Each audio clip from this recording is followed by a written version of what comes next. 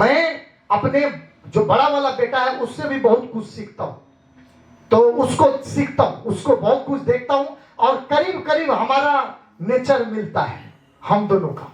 हाँ, और उससे मैं सीखता हूं और कई चीजें। अभी मैंने ऑर्गेनाइजर जो आपको दिखा रहा था सर, ऑर्गेनाइजर मंगवाया, उसको पढ़ा कि टॉप गोल, गोल 1, गोल 2, गोल 3, गोल तो है ब्रेन के अंदर, लेकिन इस गोल में करना क्या है, इसका इंप्लीमेंट कैसे होगा, इसके लिए उसने दे रखा है रेफरेंस की आप उस गोल के हिसाब से नेक्स्ट वीक में कैसे रहे, नेक्स्ट मंथ में कैसे रहे, बहुत चीजें मुझे, मैं उसको जब मंगवाया मैंने उसको पूरा पढ़ा तो मुझे 70% समझ आ गया, 30% समझ नहीं आया तो मैं उसका इंतजार करना पड़ता है मुझे घर में, ऐसा नहीं अपॉइंटमेंट लेना पड़ता है क्योंकि वो अपने मिशन में बहुत बिजी है, बहुत बिजी। उसको बता देता हूं, वो पढ़ रहा होता है, उसको कहता हूं मुझे जरा वो समझना है और नहीं, वो मुझे टाइम देता है कि आपको 1:15 पे हम आएंगे आपके रूम में, आपको हम बताएंगे सारा।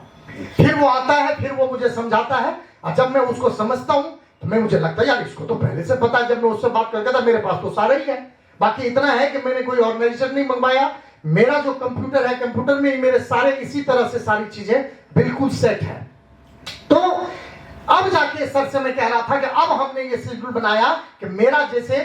बड़े बड़े लोगों का, डॉक्टर का, सर का जैसे केस का फिक्स होता होगा कि फलाना डेट को फलाना जगह केस, फलाना क्लाइंट का, तो ऐसे ही मेरा स्कॉलर्स में भी डेट वाइज अब सब लिखा हुआ है। पूरे जनवरी में 4 दिन मैंने फ्री रखा हुआ है, जिसके बारे में मुझे नहीं पता कि उस 4 दिन में कहां होऊंगा, उसका भी डिसाइड करूंगा। तो तब जाके जो है, क्योंकि जीवन में आगे बढ़ने के लिए टाइम का डिसिप्लिन होना तो भाई साहब बहुत जरूरी है। मैं सच बता रहा हूं, पहला दिन जब मैंने ऑर्गेनाइजर में लिखना शुरू किया तो मुझे ये महसूस हुआ, और मैं गार्डन में वॉक करते हुए अपने आप को गाली दे रहा था कि राजीव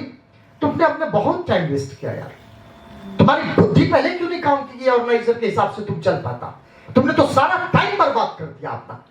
तो ये चीजें जो टाइम है ना, टाइम, मैं अभी मीटिंग ले रहा था, आप लोगों को शायद याद होगा कॉर्पोरेट ऑफिस में, मैंने इनको एग्जांपल दिया, सबसे पूछा, मैंने कहा मान लो एक आदमी आपके पास आता है, आपसे कहता है कि मुझे 2000 रुपया दे दो,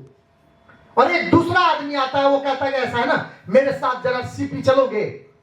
तो घूम के आ जाएंगे, दोस्त है खास हमारा, 2.5 घंटे लगेंगे, आ जाएंगे हम लोग, आप लोग कौन सा ऑफर करेंगे। अब बोलते बोलते भी लोग तो समझ भी जाती कि सर का आंख क्यों फड़क रहा है, नाक क्यों ऐसे चल रहा है, तो कहना हमें क्या है। तो पहले पता होता था कि सब ने यही कहा कि ना सर पैसा दे देंगे सर, टाइम नहीं देंगे सर। तो ये मेरे लिए बहुत खुशी की बात है कि मतलब उस मिशन पे ये लोग भी हैं और चीजों को समझ रहे हैं, क्योंकि हमारे लिए एक एक